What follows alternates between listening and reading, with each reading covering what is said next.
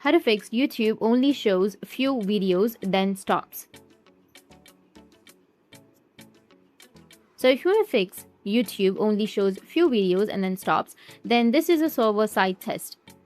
YouTube is running. This isn't your phone, not your settings.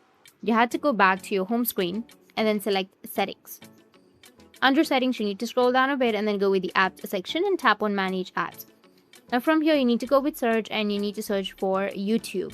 After searching for your YouTube, tap on it and then tap on Clear Data, which will be in the bottom, and tap on Clear Cache.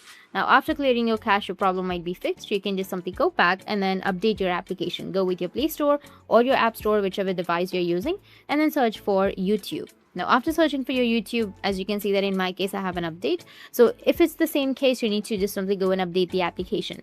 After updating, your problem will be fixed. You can go back and open up your YouTube and it will show a lot more videos than before. That's it, and if you have any questions, feel free to comment below. Thanks for watching.